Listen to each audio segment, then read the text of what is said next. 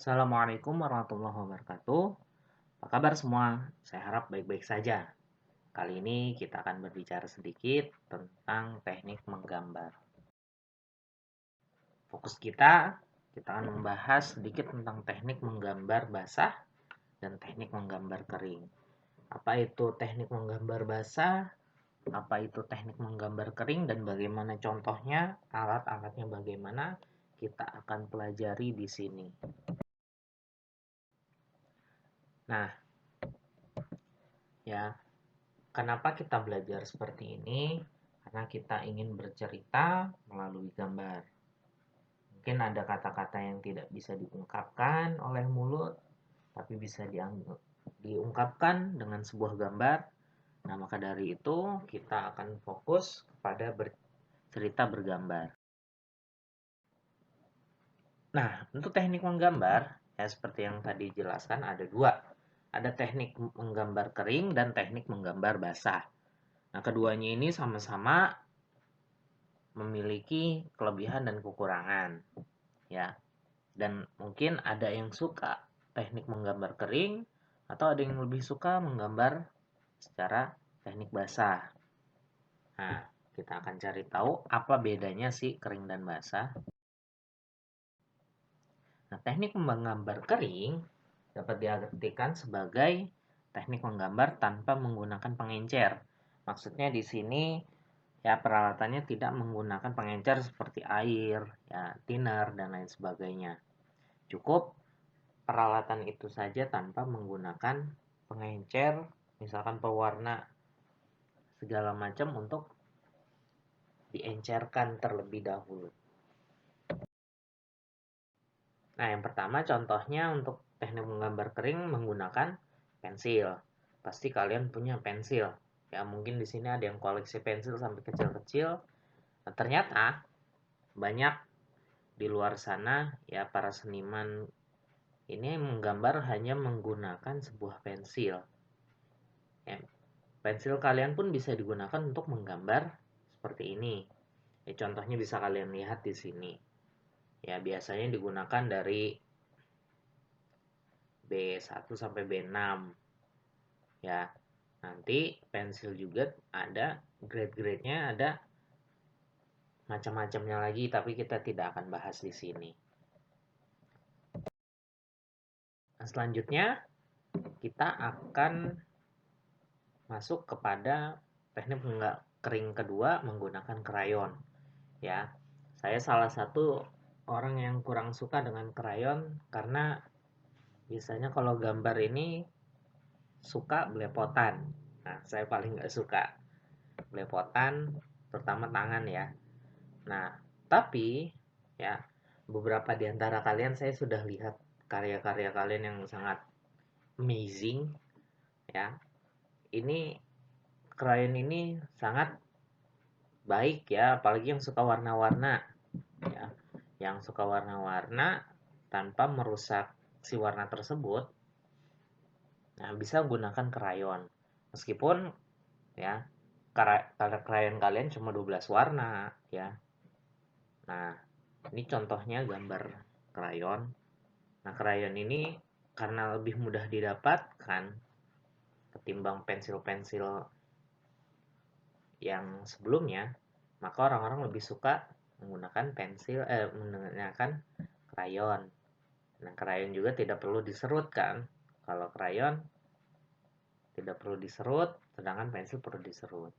Tapi nanti kalau misalkan orangnya ya agak kaget gimana, itu nanti akan menyebabkan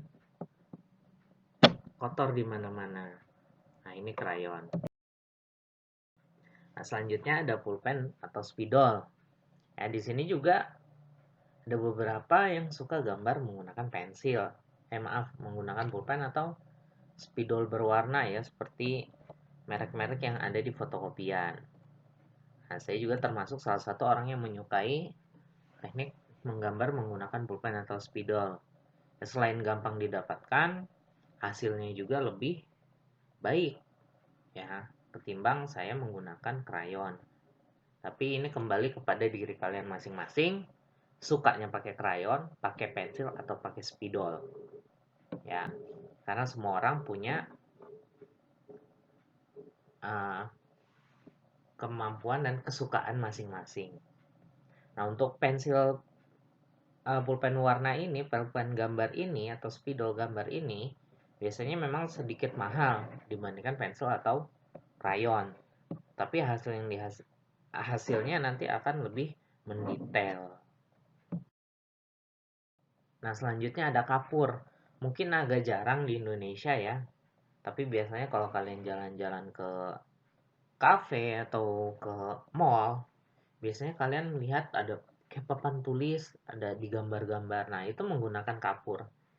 Ya, mungkin kita sering melihat kapur yang warna putih saja, tapi ternyata banyak kapur yang berwarna juga. Nah, biasanya kapur ini digambar di papan warna hitam atau bisa juga di tembok. Ya, jadi kapur ini bisa menggambar secara lebih besar. Kekurangannya apa? Ya, kalau misalkan terkena air, dia akan lebih mudah untuk luntur. Nah, selanjutnya kita masuk ke teknik basah.